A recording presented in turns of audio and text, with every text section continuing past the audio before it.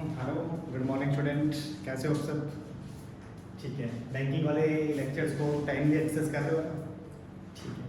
चारों लेक्चर को अगर आपने एक्सेस कर लिया होगा तो लगा होगा कि ठीक है सर, कंसेप्चुअल थोड़ी थोड़ी सी बात चल रही है, बहुत ज़्यादा हेक्टिक कुछ नहीं है।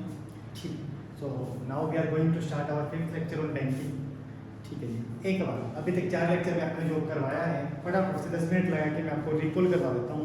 Because repetitions is the best practice. किसी भी काम को करने का एक तरीका है। आप अपने आप से उतना रिपीट नहीं करते हैं जहाँ तक मैं ऑब्जर्व कर पाता हूँ आप लोगों का। तो कंसीडर कीजिए कि अब भी आप उस बात को कैसे रिवाइज करें सर। तो रिवाइज करने का सबसे बढ़िया तरीका है क्या कि आप एग्जाम्पल नंबर 7 पे आए, आप यूनिट नंबर 5 इलस्ट्रेशन नंबर 7 पर आए और इस एग्जाम्पल की हेल्प से क्या होगा, इस एग्जाम्पल की हेल्प से अपने वो सारे काम रिवाइज हो जाएंगे विद इन 10 मिनट और 15 मिनट से मैक्सिमम, जो अभी तक हम लोगों ने किया। चलो स्टार्ट करते हैं। देखिए एग्जाम्पल नंबर 7 अपने को क्या कहते हैं। एग्जाम्पल नंबर 7 अपने को कहते हैं कि following effects have been taken out. Page number ये आपको आगे कैसे मिलेगा, पेज नंबर ये आपको मिलेगा जो सर 8.81 में मिलेगा। ठीक है। तो following effects have been taken out from the record of Adarsh bank in respect of the year ending 31 March 2012 वाले सेशन के लिए following records have been received. देखिए क्या point number A, on 1 April 2011 bills for collection were 7 lakh. During the year 11-12 bills received for collection 64,50,000। उसके बाद bill collected 47 lakh. Bill dishonoured rupees 5,50,500। Prepare bill for collection assets account and bills for collection liability. तो revision है तो फटाफट से कर लेते हैं। बिल्स फॉर कलेक्शन एक आपको बनाना है एसेट्स वाला अकाउंट और एक आपको बनाना है बिल्स फॉर कलेक्शन लायबिलिटी वाला अकाउंट।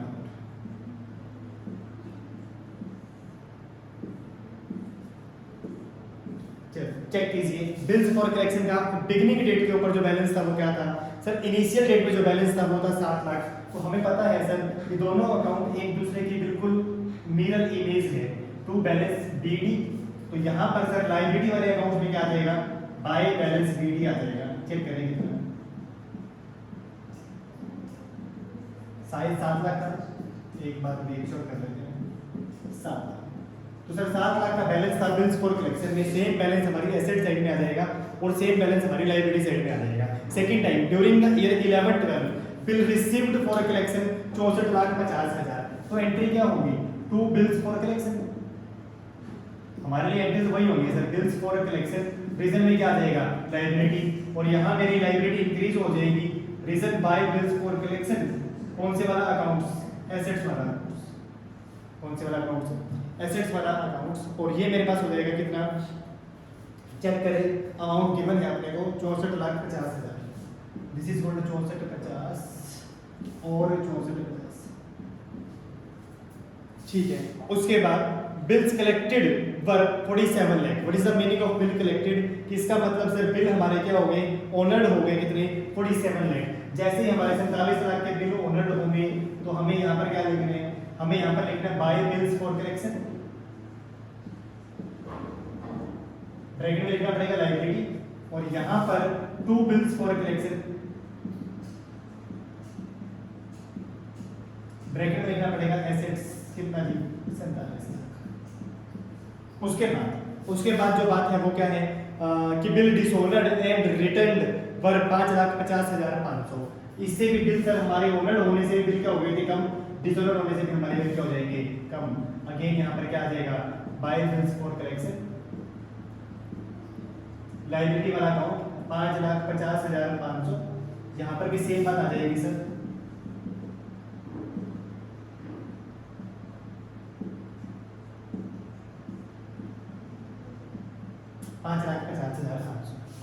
तो रिमेनिंग सर दोनों तरफ से आप लोग कंसीडर करेंगे, जो बैलेंस है वो सेम आ जाएगा। चेक करें by balance CD, by balance CD 64 और 7 71,50,000 और 47 और 5 52। ये 71,50 है और ये लगभग 52,50 है। तो ये बच गया 19 लाख। 19 लाख में से 500 जाएगा तो कितना, 18,99,500। एक बार टोटल अपन जरूर मैच कर लेते हैं बुक से कि सर ये मैंने विदाउट कैलकुलेटर किया है, एक्चुअली देख लेते हैं कि इतना ही होना चाहिए या नहीं होना चाहिए। तो बैलेंस सी डी 18,99,571,50,000, ठीक है जी। एक बार और पेंडिंग आंसर चेक किया जाए। हाँ 18,99,500। तो इस क्वेश्चन की हेल्प से आपने देखा होगा कि सर बिल्कुल आलतू फालतू क्वेश्चन था, चलो फिर भी हमने कर लिया। सर जब ये 4 नंबर में आता है ना तो ये आलतू फालतू नहीं करते हैं, जब तक ये फ्री में पढ़ना पड़ रहा है ना, जब तक सर हमें ये क्वेश्चन क्या लगते हैं आलतू फालतू। चलो जी सेकंड क्वेश्चन की बात करते हैं। सेकंड क्वेश्चन की बात करते हैं कि सेकंड क्वेश्चन क्या था हमारे पास। सेकंड क्वेश्चन के ऊपर शिफ्ट हो जाए। क्वेश्चन नंबर तो 7 ही है, पार्ट नंबर लेकिन इसका क्या है बी है, तो चेक करें क्या है। सर ये वो वाला क्वेश्चन होगा जो कल हम अपने बैकएंड में कर रहे थे, थोड़ा सा स्पीड मेरा हाई हो गया था इस टॉपिक को करवाते हुए, तो इसलिए आज इसको एक बार रीजनेबल स्पीड के साथ आप वापस से कर लेते हैं। 1 अप्रैल 2011 का वो दिन था जहां पर acceptance endorsement ETC not yet satisfied amounted to ₹14,15,000। साल का पहला दिन ऐसा था, 14,50,000 रुपए का गारंटी ऐसा है जो मैंने लास्ट ईयर ले तो लिया था, लेकिन अभी तक उसके मैच्योर होने का टाइम नहीं आया है। मैच्योर होगी तो या वो टाइमली पे होगा या फिर डिसऑनर होगा, लेकिन सर ये तो बैलेंस है कितना 14,50,000। इसी तरीके से ड्यूरिंग द ईयर क्या हुआ, during the year under question acceptance endorsement guarantee ETC amounted to ₹44 lakh, ठीक है ना। हमने जो गारंटी ले लिया वो ले लिया 44 लाख का, ठीक है। Bank honour the acceptance to the extent of ₹25 lakh, client paid off ₹10 lakh against the guaranteed liability, client failed to pay ₹1 lakh which the bank had to pay, prepare the acceptance endorsement and other obligation account as it would appear in the general ledger। ठीक है, देखो sir क्या है, balance दिया है, during the year हमने कितना accept किया वो बताया है, ड्यूरिंग द ईयर कितना मैंने पे किया, कितना कस्टमर ने पे किया, कितना कस्टमर फिर वापस फेल टू पे हो गया, और आपसे क्या पूछा है। एक बात तो बताएं, ऐसा कोई भी गारंटी कल वाले एग्जांपल में जब बैंक ने श्याम को गारंटी दी थी, कल वाले एग्जांपल में जब बैंक ने श्याम को 20 लाख की गारंटी दी थी तो क्या एंट्री की थी, बैंक ने एंट्री की थी कॉन्स्टिट्यूएंट्स लायबिलिटी, कॉन्स्टिट्यूएंट्स लायबिलिटी, आप इसको कस्टमर बोल सकते हैं, constituents liability for acceptance and guarantee, for acceptance and guarantee, debit 20 lakh to acceptance endorsement and guarantee obligation account कितना 20।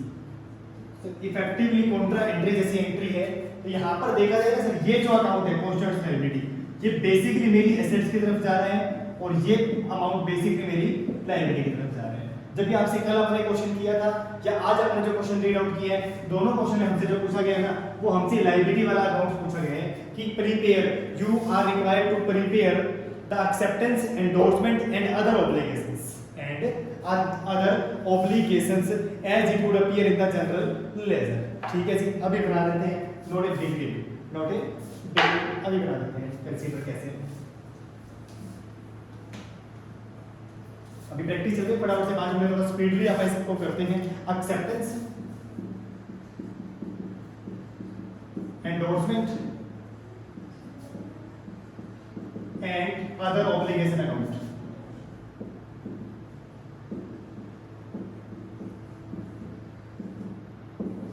क्या कहते हैं मतलब हमें as on 1 April 2011 acceptance endorsement ETC not yet satisfied amounted to ₹14,50,000 liability है, तो आप इस तरीके से स्टार्ट करेंगे अपने क्वेश्चन को, bye balance BD 14,50,000।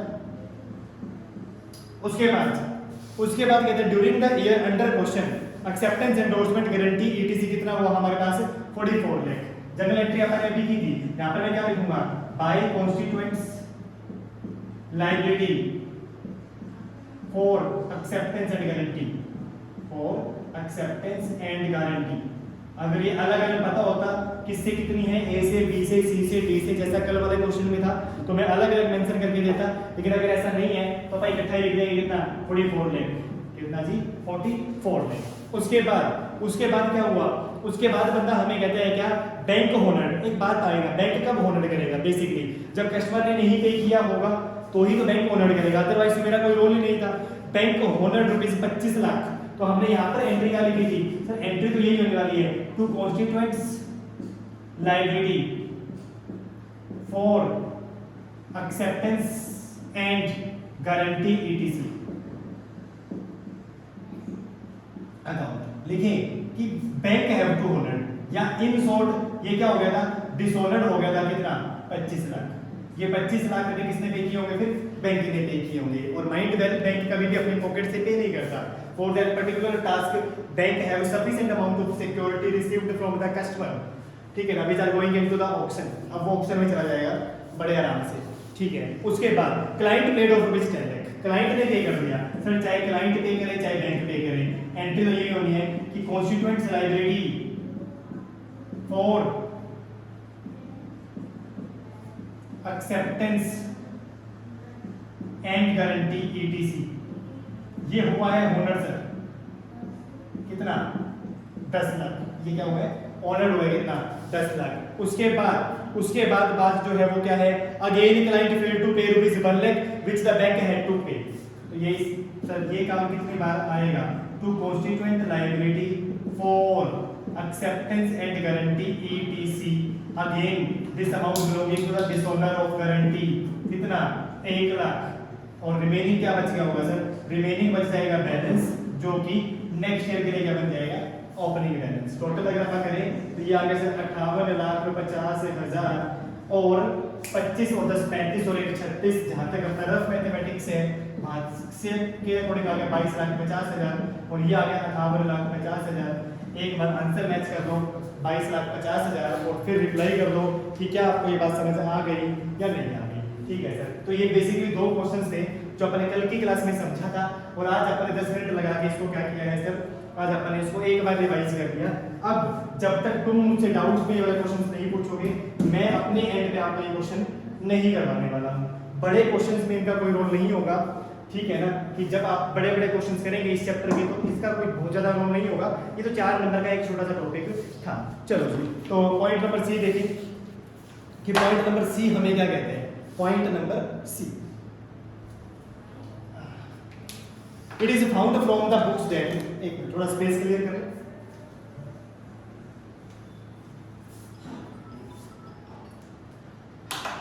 It is found from the books that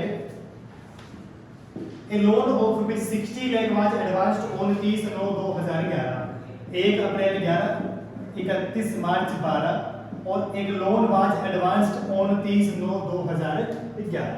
ठीक है सर, ऐसा कोई टॉपिक तो हमने नहीं किया है, एक बार रीड आउट करके देख लेते हैं, अगर अपने बस का हुआ तो अभी कर लेंगे, नहीं तो इस टॉपिक को समझने के बाद कर लेंगे। So it is found from the books that A loan of rupees 60 lakh, sorry 6 lakh है केवल, loan of rupees 6 lakh was advanced on 30/9/2011।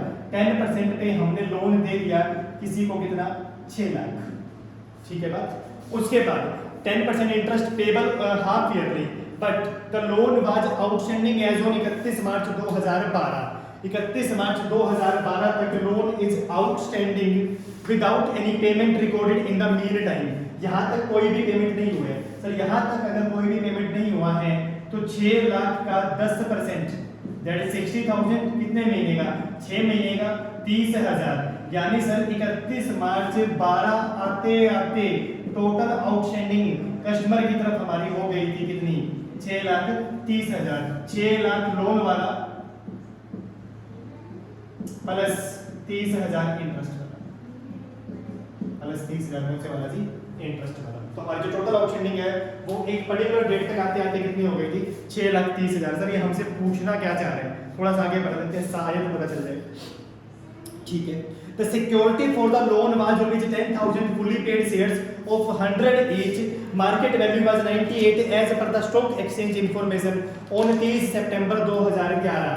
Sir जिस दिन उसने यहाँ पर सिक्योरिटी रखी थी हमारे पास, वो सिक्योरिटी थी 10,000 fully paid up shares of 100 each, 98 market value भी अगर आप लगाओ तो तो सर उस दिन वो सिक्योरिटी, जिस दिन उस बंदे ने मुझसे लोन लिया उस दिन वो सिक्योरिटी कितना था, उस दिन वो सिक्योरिटी था सर 9,80,000, तभी तो मैंने लोन दिया होगा ना कि 9,80,000 का सिक्योरिटी कोई मेरे पास गिरवी रख रहे हैं और मैं उसको लोन देने जा रहा हूँ कितने लाख का, 6 लाख का। डन।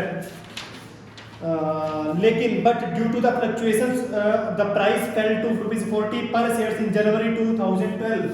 यहाँ आते आते जो मार्केट प्राइस है सर उनका रह गया था केवल 40 रुपए, यानी फरवरी में नहीं सर फरवरी में धक धक होती है, ये जनवरी वाली धक धक है।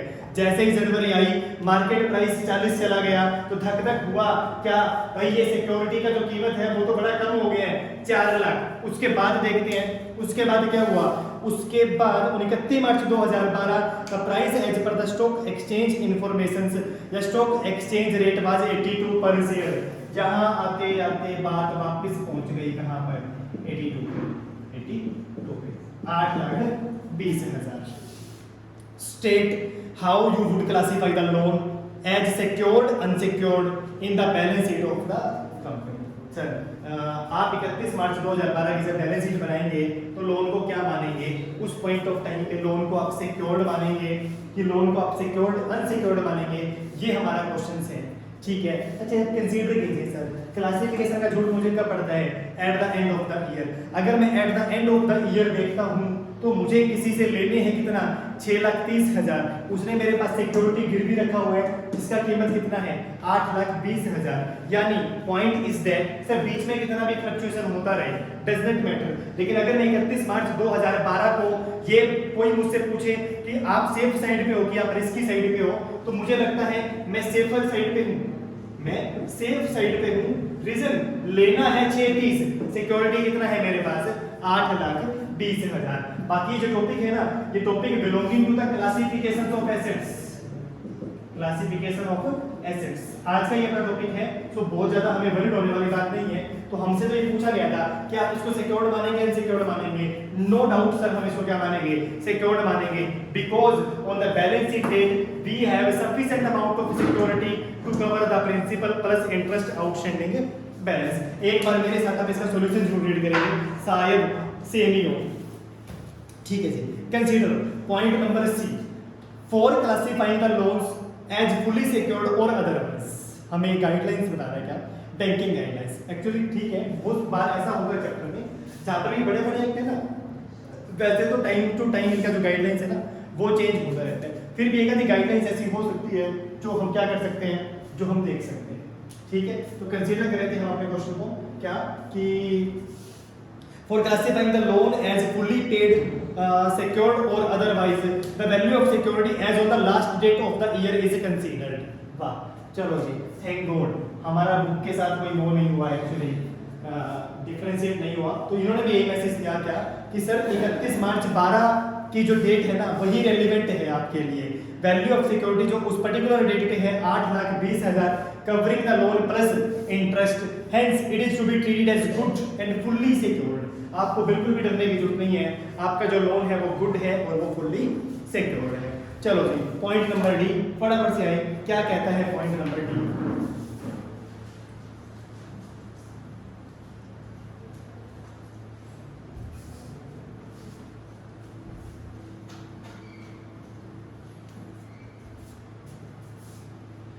Point number D, the following balances are extracted from the trial balance as on 31 March 2012। Interest और डिस्काउंट कितना आपको मिला है 98 लाख। उसके बाद रिबेट ऑन बिल डिस्काउंट कितना है आपके पास, केवल और केवल 20,000। बिल डिस्काउंटेड एंड परचेज कितने हैं आपके पास 4 लाख। और उसके बाद it is ascertained that the proportionate discount not yet earned for bills to mature in 2012-13 amounted to ₹14,000। Prepare ledger account, और आपको करना क्या है, आपको लेजर अकाउंट बनाने हैं।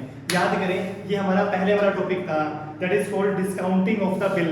ठीक है ना, जहां पर हम अपने इंटरेस्ट की इनकम को कंसीडर करते थे bye adjusting the rebate on bill discount opening और क्लोजिंग। ट्रायल बैलेंस को कंसीडर करें, ट्रायल बैलेंस को मैं कंसीडर कर रहा हूं तो मुझे सबसे पहला पॉइंट दिख रहा है इंटरेस्ट और डिस्काउंट। 98 लाख क्रेडिट, यानी मेरी income during the year interest के नाम पे कितनी है 98 लाख। उसके बाद रिबेट ऑन बिल डिस्काउंट 20,000। अब आप ये बता दीजिए जो रिबेट आपको ट्रायल बैलेंस में दिख रही है ये ओपनिंग होगी क्लोजिंग होगी? सर ये ओपनिंग होगी। तो ओपनिंग रिबेट हम अपने इस डिस्काउंट में क्या कर देते थे? प्लस कर देते थे। अभी तक आपने जो बेसिक क्वेश्चंस किए थे वो खाली डिस्काउंट के नाम पे थे, अभी कंबाइंड आ गया इंटरेस्ट और डिस्काउंट। जैसे जैसे चैप्टर आगे बढ़ेगा ना आप लोग देखेंगे कि इंटरेस्ट और डिस्काउंट इज सेम थिंग, और हम उसको ना मर्ज करके एक्चुअली करेंगे। चलो जी 1 मिनट का छोटा सा ब्रेक दे दो, क्योंकि आप ऑफलाइन क्लास में तो मेरे को रिमाइंड दिलवा देते हैं कि सर आप थक गए हो, 1 मिनट का सांस ले लो, इतनी देर से बोले जा रहे हो। अभी ऐसा बोलने वाला कोई नहीं है तो अपने आप रिकॉग्नाइज कर लेता हूँ। 1 मिनट का छोटा सा वाटर ब्रेक दे दो, कहीं जाना नहीं, ठीक है ना।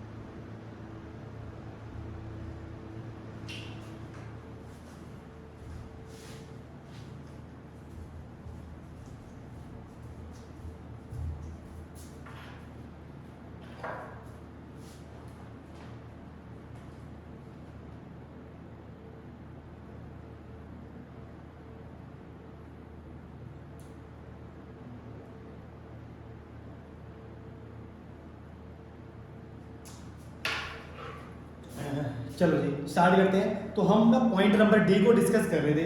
पॉइंट नंबर डी में बंदे को अपने को बोला इंटरेस्ट और डिस्काउंट 98 लाख, रिबेट और बिल डिस्काउंट कितना 20,000, बिल डिस्काउंटेड एंड परचेज कितना 4 लाख। चलो जी वैसे तो देखो मुझे बिल डिस्काउंट और परचेज का कुछ करना नहीं है, 4 लाख, लेकिन ठीक है।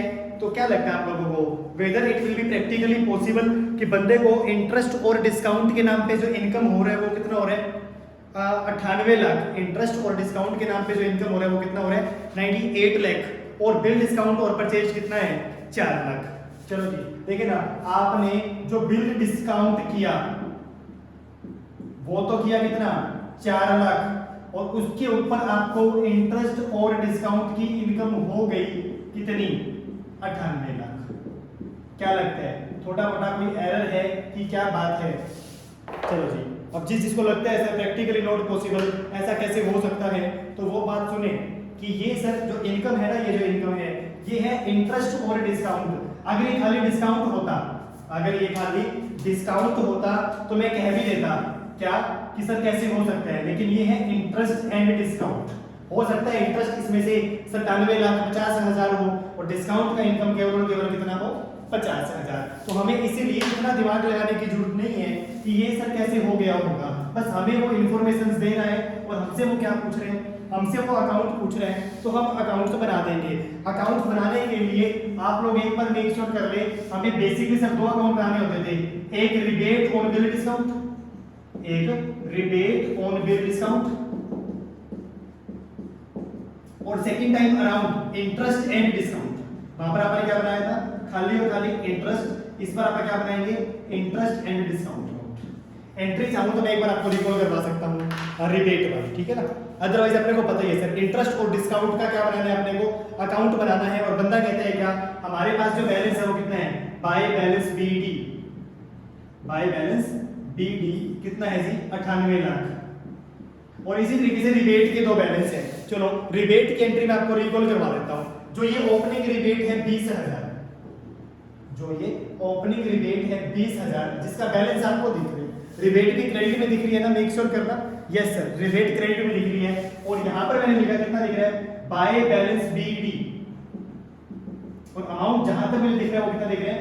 20,000। तो मैं क्या करूं सर, ओपनिंग रिबेट के लिए मैं हमेशा एंट्री करता था rebate on bill discount debit, rebate on bill discount debit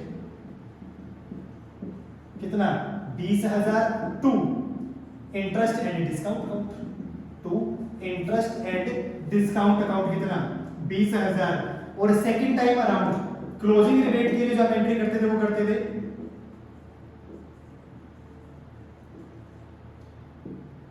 उसके लिए आप करते हैं sir interest and discount debit.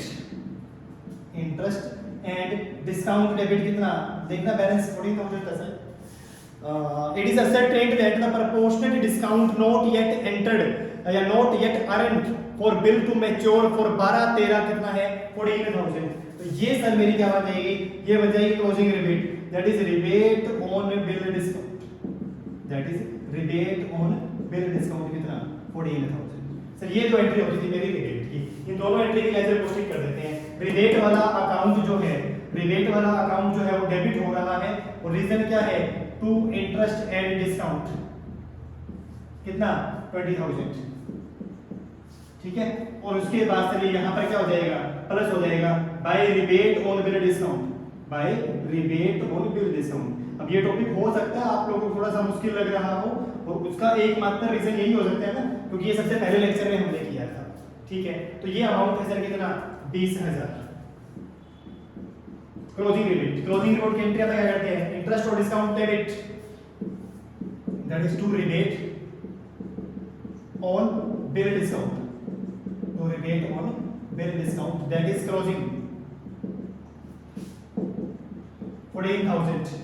और रिबेट ऑन बिल डिस्काउंट क्या हो जाएगा, credit, rebate on bill discount क्या हो जाएगा, credit, reason by interest and discount account, by interest and discount account कितना 14,000। सर अब निकाल दो बैलेंस, तो इसका तो आ जाएगा बैलेंस टू बैलेंस शीट, 20 से गया 20, तो सर ये हो गया 34 और 20 से गया 20, तो ये आ जाएगा कितना 14,000। टोटल मेरा आंसर कितना आ जाएगा जी 34,000। उसके बाद अगर आप बात करते हैं तो क्या होगा, उसके बाद अगर आप बात करेंगे तो सर ये इनकम अगर आपको ध्यान होगा एंट्री नंबर 3 में हम क्या करते थे, इंटरेस्ट और डिस्काउंट डेबिट को, इंटरेस्ट और डिस्काउंट डेबिट को हम ट्रांसफर कर देते थे सर पीएल अकाउंट में, कितना, और इस क्वेश्चन में आ जाएगा सर 98,06,000, क्योंकि 6,000 वहां एक्स्ट्रा, 98,06,000, ठीक है ना। ये एंट्री मुझे आज भी ध्यान है, सेकंड लेक्चर में अपन एक बार इसको अपोजिट कर दिया था और ये मयंक का कमेंट भी आया हुआ था कि सर मुझे नहीं समझ आया, मुझे नहीं समझ आया कि सर इंटरेस्ट और डिस्काउंट को क्रेडिट क्यों किया। होप सो में तुझे समझ आ गया होगा, इससे ज्यादा मैं तुझे और मुझे क्या कहूं कि भाई कैसे हो गया, ऐसी ऐसी चीजें जो होती है ना। मयंक का क्वेश्चन था कि sir interest and discount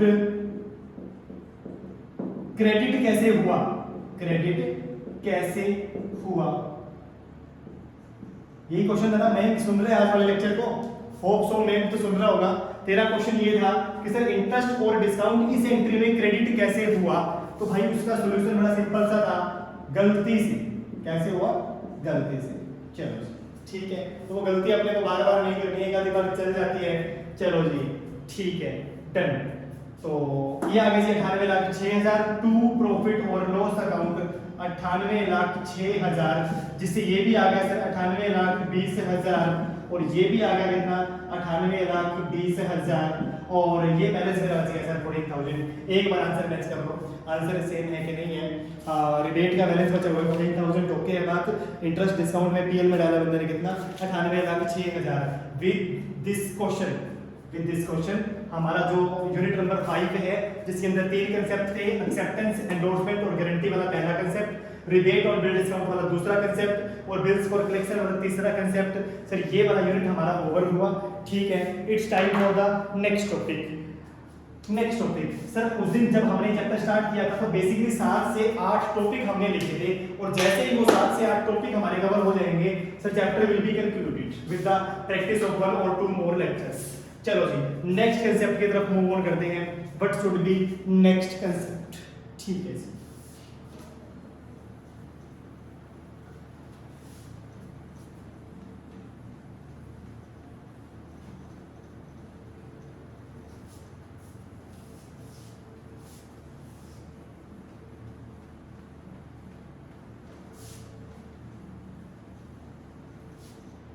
next concept जो होगा मेरा सर, नेक्स्ट कंसेप्ट होगा income recognition.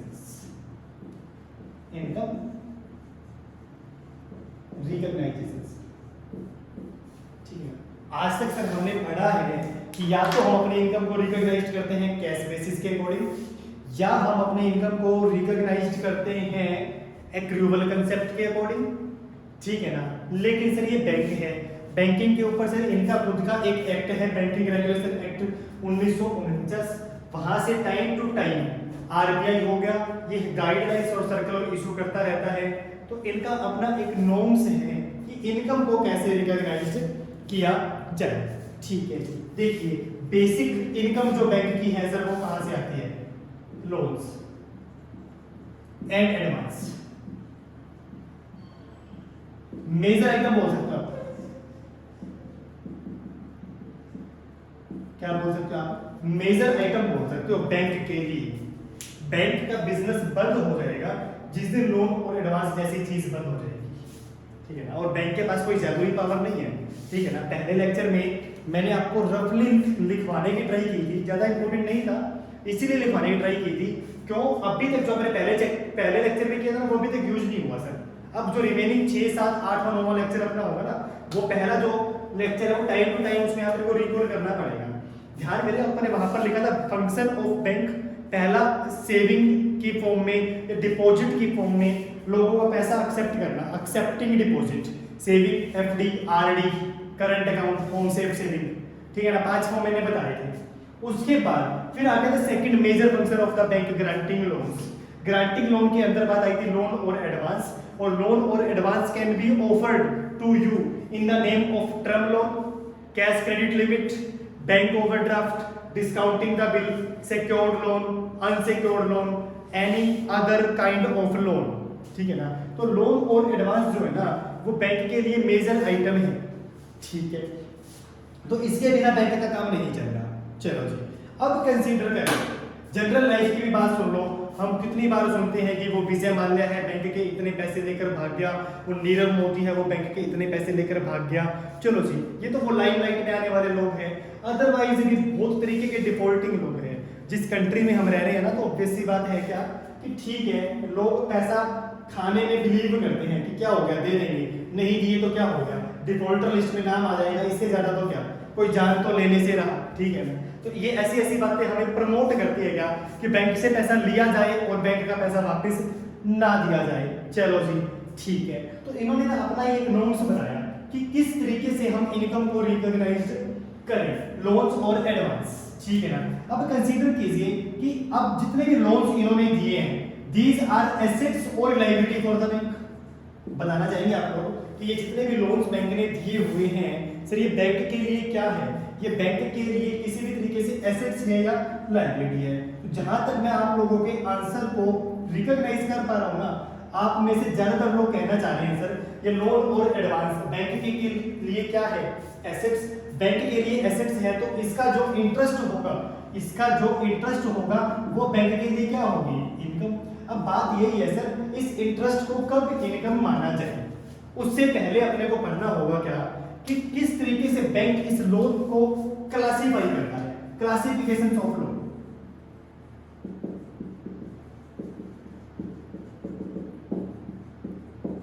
Classification of loans, ठीक है ना। तो अपन जिसे बोला कि लोन बैंक के लिए एसेट्स है, तो सर ये जो एसेट्स है ना बेसिकली 2 कैटेगरी में डिवाइड है।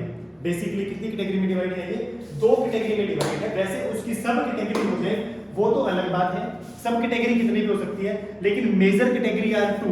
Point number 1 is the performing assets,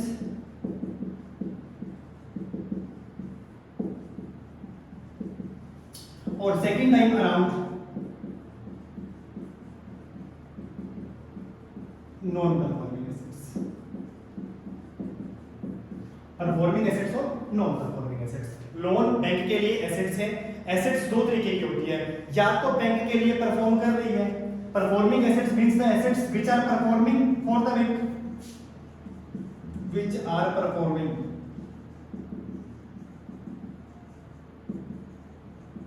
for the banks, which create income, which creates income for the bank। एक ही बात है सर, जो परफॉर्म कर रही है, जो लोग which creates income for the bank, यानी सर वो लोग आ जाएंगे जिनको हमने लोन दिया, जिनको हमने क्या दिया, लोन दिया, और वो टाइम से अपना पैसा विद इंस्टॉलमेंट, विद प्रिंसिपल और इंटरेस्ट अपना पैसा टाइम से लौटा रहे हैं। फॉर एग्जांपल भी मैंने बैंक से कार लोन लिया हुआ है, 11,000 रुपए की उसकी मंथली इंस्टॉलमेंट है और वो मंथली इंस्टॉलमेंट आप टाइम से पे कर रहे हैं। तो अब बैंक मेरे को कौन सी कैटेगरी में रखेगा? In that particular case bank मेरे को परफॉर्मिंग एसेट्स की कैटेगरी में रखेगा कि मैं बैंक के लिए क्या कर रहा हूं, मैं बैंक के लिए परफॉर्म कर रहा हूं, ठीक है ना। अच्छे लोग आप कह सकते हैं इनको, क्या कह सकते हैं? अच्छे लोग। तो ये सब जिन लोगों को मैंने पैसा उधारा दिया है लोन्स की फॉर्म में और वो बंदे टाइमली अपना इंस्टॉलमेंट डिपॉजिट कर रहे हैं, उनको बैंक कहते हैं क्या? Performing assets. चलो जी, इसके अपोजिट बात आती है क्या? नॉन परफॉर्मिंग एसेट्स, यानी the assets which are not performing, which are not performing, which do not create income to the bank, which do not create any income to the bank,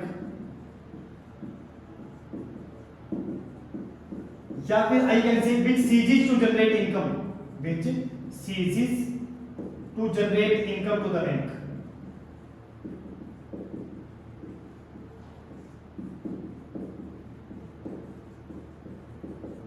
ठीक है ना sir, तीनों बातों का जो मतलब है ना वो इफेक्टिव सेंस में सेम ही है, ठीक है ना। भाई चाहे आप सब उसको लिख तो कितनी बार भी दो, आप चाहे उसको लिख तो कितनी बार भी दो, लेकिन सर तीनों बातों का जो मतलब है ना वो इफेक्टिव सेंस में सेम है क्या?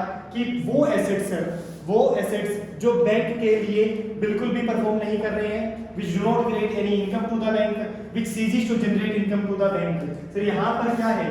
अगर मैं अपनी कार की इंस्टॉलमेंट पे ना कर पाऊं, अगर मैं अपनी कार की इंस्टॉलमेंट पे ना कर पाऊं तो बैंक को क्या लॉस होगा सर? उस इंस्टॉलमेंट के ना जाने से बैंक को प्रिंसिपल अमाउंट का लॉस हुआ प्लस इंटरेस्ट का क्या हुआ? लॉस हुआ। तो बैंक ऐसी एसेट्स को क्लासिफाई कर देते हैं क्या? नॉन परफॉर्मिंग एसेट्स में, जिनको आप बेसिकली क्या कह सकते हैं? जिनको आप बेसिकली बुरे लोग कह सकते हैं, शैतान लोग कह सकते हैं। जैसे कि अपनी क्लास में भी कुछ हैं, जैसा कि अपनी क्लास में भी कुछ ऐसे भी हैं और कुछ वैसे भी हैं, परफॉर्मिंग काइंड के बंदे भी हैं और नॉन परफॉर्मिंग काइंड के बंदे भी हैं। तो sir what is performing assets? तो बैंक ने क्या किया है कि अपने जितने भी लोन्स दिए हुए हैं सर, इसका एक क्राइटेरिया है, स्टैंडर्ड है। ऐसा नहीं है कि आज मैं अपनी 50 इंस्टॉलमेंट पूरी भर चुका हूँ, आज मैं 50 इंस्टॉलमेंट 11,000 रुपए की कंप्लीट पे कर चुका हूँ। अब 5 जून को मेरी 51वीं इंस्टॉलमेंट ड्यू होनी है, मैं नहीं जमा कर पाऊंगा। रीजन लॉकडाउन था, ना कहीं से पैसा आया ना कोई और, ठीक है ना। तुम लोगों में से अगर इस सारे लेक्चर को सुन रहे हो तो मेरे नंबर पे गूगल पे फोन पे की फैसिलिटी अवेलेबल है, 11,000 रुपये आप डिपॉजिट कर सके तो कर देना, नहीं तो कोई बात नहीं, बाउंस हो जाएगी, कोई नॉट ए बिग डील, ठीक है जी। तो इंस्टॉलमेंट अगर मैं 51 पे नहीं कर पाऊंगा तो क्या लगता है बैंक झटके से उठा के मुझे अच्छे लोगों की कैटेगरी से क्या बुरे लोग में डाल देगा क्या? नहीं सर, क्राइटेरिया है, कुछ टाइम पीरियड मुझे मिलेगा, वो सर हमें डिस्कस करना है नेक्स्ट लेक्चर में। अब अगर मुझे ये चीज प्रॉपरली क्लासिफाई करनी आ जाए, अगर मुझे ये चीज अच्छे से क्लासिफाई करनी आ जाए ना कि मैं कब बैंक के लिए परफॉर्मिंग हूँ और कब मैं नॉन परफॉर्मिंग हूँ, इसका मतलब सर बैंकिंग वाला चैप्टर मुझे कभी भी तंग नहीं करेगा, ठीक है जी। बैंक ऑडिट का काम आपका आसान हो जाएगा अगर आपने परफॉर्मिंग और नॉन परफॉर्मिंग के फंडे को ठीक से समझा। तो परफॉर्मिंग अभी तो आप एक ओवरव्यू लीजिए, परफॉर्मिंग विच आर परफॉर्मिंग, जिसका इंस्टॉलमेंट टाइमली जा रहा है और जिसका इंस्टॉलमेंट टाइमली नहीं जा रहा क्या? Non performing. कब, कितने टाइम बाद, कितने महीने बाद, कितने दिनों बाद, सर ये सारी बात करेंगे लेकिन आज नहीं, नेक्स्ट लेक्चर में, क्योंकि आज का टॉपिक क्या है? इनकम रिकॉग्नाइजेशंस। चलो जी, तो बैंकों ने क्या किया? परफॉर्मिंग और नॉन परफॉर्मिंग दो टाइप के बंदे बना दिए, जो टाइमली पैसा दे रहे हैं परफॉर्मिंग और जो टाइमली पैसा नहीं दे रहे हैं वो क्या बन गए बैंकों के लिए? Non performing. चलो जी, किस तरीके से क्राइटेरिया है वो हम देखेंगे नेक्स्ट लेक्चर में। आज का क्राइटेरिया क्या है सर? Income recognition. अब आप बताएं, अब ये दो तरीके के बंदे हैं, दो तरीके के लोग हैं पूरी दुनिया में, अच्छे और बुरे। अब इनकी इनकम को कैसे रिकॉग्नाइज किया जाए? इनकी इनकम को रिकॉग्नाइज किया जाता है, interest income will be recognized, interest income will be recognized on due basis, ठीक है ना।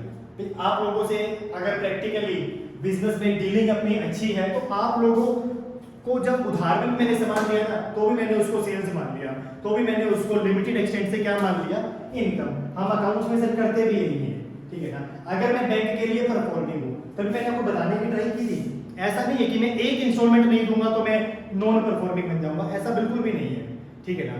क्राइटेरिया है, टाइम दिया जाएगा, तो जितना टाइम मुझे दिया गया है, मैं आज बैंक के लिए परफॉर्मिंग एसेट्स की कैटेगरी में हूँ, आज मेरे ऊपर कुछ इंटरेस्ट ड्यू हो चुका है, लेकिन मैंने बैंक को क्या कहा भी सर जून में नहीं दूंगा, जुलाई में दूंगा। तो इसका मतलब क्या, इसका मतलब पहली बात तो ये नहीं कि बैंक मुझे इस कैटेगरी से निकाल के इसमें डाल देगा, नहीं हो सकता ऐसा, ठीक। और दूसरी बात सर क्या, अगर जून में ही बैंक के अकाउंट बंद हो जाए, जून में ही बाय चांस बैंक के अकाउंटिंग ईयर एंड हो जाए, तो क्या जो जून का मेरा इंटरेस्ट था वो बैंक को इनकम मानना चाहिए कि नहीं मानना चाहिए? तो सर उसका बड़ा सिंपल सा आंसर है कि अगर आप परफॉर्मिंग एसेट्स हो बैंक के लिए तो इंटरेस्ट की इनकम मानी जाएगी ऑन ड्यू बेसिस। अगर आप वो बैंक के लिए नॉन परफॉर्मिंग एसेट्स, तो बैंक इंटरेस्ट की इनकम कंसीडर करता है only on cash basis, only on cash basis, कि जितना इंटरेस्ट इन लोगों से मिल चुका है, जितना इंटरेस्ट इन लोगों से मिल चुका है उसको क्या मान लो, इनकम मान लो। जो नहीं मिला जब वो मिलेगा उसका तब देख लेंगे। यानी अगर इन को थोड़ा सा बारीक सा टॉपिक था, इतनी देर लगाने की जरूरत भी नहीं थी। सम अप करने के लिए बड़ा सिंपल सा आंसर है कि इनकम को कैसे रिकॉग्नाइज किया जाए। अगर आपकी एसेट्स है परफॉर्मिंग तो ड्यू बेसिस, जो आज तक चलता था, आज तक क्या चलता था, या तो ड्यू बेसिस या कैश बेसिस, या तो ड्यू बेसिस या cash basis. Due basis performing assets के ऊपर कौन सा basis, due basis. Non performing assets के ऊपर कौन सा बेसिस, कैश बेसिस, ठीक है। एक एग्जांपल बनाता हूं और उस एग्जांपल को मेरे साथ करें, आपको बात समझ आ जाएगी कि हमें क्या करना चाहिए, ठीक है। अभी तो आपने ज्यादा लोन की कैटेगरी नहीं देखी है, फिर भी मैंने कहा कि मैंने कुछ टर्म लोन दिया हुआ लोगों को, मैंने कुछ कार लोन दिया हुआ, मैंने कुछ होम लोन दिया हुआ, मैंने कुछ एज बिन एसबीआई मैंने क्या दिया हुआ है, होम लोन दिया हुआ है, ठीक है। ये मेरी है परफॉर्मिंग एसेट्स और ये मेरी है non performing assets, non performing assets. इस टर्म लोन में से कुछ लोग परफॉर्म कर रहे हैं, कुछ लोग नहीं परफॉर्म कर रहे हैं। इस कार लोन में से कुछ लोग परफॉर्म कर रहे हैं, कुछ लोग परफॉर्म नहीं कर रहे। इस होम लोन में से कुछ लोग परफॉर्म कर रहे हैं, कुछ लोग परफॉर्म नहीं कर रहे। ड्यू और रिसीव, ड्यू और रिसीव, ये अपनी कैलेंडर ईयर की मैं बात कर रहा हूं, that is calendar year 2021, calendar year 2021। Term loan की बात करते हो तो सर 1000 रुपए का इंटरेस्ट उन लोगों के ऊपर ड्यू हो चुके हैं जिसमें से मिला कितने हैं, 700। कार लोन का 700 रुपए का इंटरेस्ट ड्यू हो चुका है लोगों के ऊपर, रिसीव कितना हुए हैं, 500। होम लोन के ऊपर सर 1700 का इंटरेस्ट ड्यू हो चुके हैं लेकिन मिला कितना है, 1200। टोटल ड्यू कितना हो चुका है सर, 1700 और 1700 3400। टोटल रिसीव कितना हो चुका है सर, 1200 और 1200 कितना, 2400, ठीक है ना। ये वो अच्छे लोग हैं जिनको मैंने टर्म लोन दिया हुआ पता नहीं कितना, जिनको मैंने कार लोन दिया हुआ है ये भी नहीं पता कितना, जिनको मैंने होम लोन दिया हुआ है ये भी नहीं पता कितना, लेकिन सर उनके ऊपर इंटरेस्ट इतना इतना ड्यू हो चुका है, इतना इतना रिसीव हो चुका है। अब आ जाओ वो बुरे लोग जिनको मैंने लोन दिया हुआ है, इनके ऊपर सर इंटरेस्ट ड्यू हो रखा है 1200, मिला है केवल 800। इंटरेस्ट ड्यू हो रखा है 1000, मिला है केवल 700। इनके ऊपर इंटरेस्ट ड्यू हो रखा है 1500, मिला है केवल 800, मिला है केवल 800। इन लोगों के ऊपर जो इंटरेस्ट ड्यू हो चुका है वो हो चुका है 12 10 22 15 3700, और जो मुझे मिला है वो मिला है मुझे 8 7 15 और 8 2300। अब आपको ये कहा जाए कि कैलेंडर ईयर 2021 की इंटरेस्ट के नाम की इनकम बता दो, तो आपको बताना है कि इंटरेस्ट के नाम का इनकम कितना हो जाएगा। तो सर पहले देखिए परफॉर्मिंग एसेट्स, परफॉर्मिंग एसेट्स के नाम पे जो इनकम होगा, परफॉर्मिंग एसेट्स के नाम पे जो इनकम होगा वो होगा 1000। क्यों, परफॉर्मिंग एसेट्स कैसे लेना है आपने, ड्यू बेसिस पे लेना है। क्या हो गया यार, अगर आप अच्छे स्टूडेंट हो, आपकी फीस मैंने 1000 बताई है और अभी आप लोगों ने 700 रुपए भी दे दी, तो क्या हुआ, इनकम तो मैं 1000 ही मानूंगा ना, बिकॉज यू आर परफॉर्मिंग। यहां से कितना इनकम मान लूंगा 700, यहां से कितना इनकम मान लूंगा 1700। तो परफॉर्मिंग एसेट्स के केस में मेरी इनकम जो बन जाएगी वो कितनी बन जाएगी, वो बन जाएगी 3400। परफॉर्मिंग के केस में इनकम बन जाएगी कितनी, 3400। If you are not performing, मुझे आप लोगों की फीस के ऊपर डाउट है, मुझे आप लोगों की फीस के ऊपर क्या है डाउट। मैंने बताई है 1200, आपने दी है केवल 800। अगर मैंने आपको बुरे लोगों की कैटेगरी में रखा है, मैंने आपको नॉन परफॉर्मिंग की कैटेगरी में रखा है, या मैंने आपको डाउटेड कैटेगरी में रखा है, तो sir income will be considered as 800, 1000 वालों के ऊपर कितना 700, 1500 वालों के ऊपर कितना 800, 3700 वालों के ऊपर कितना 2300।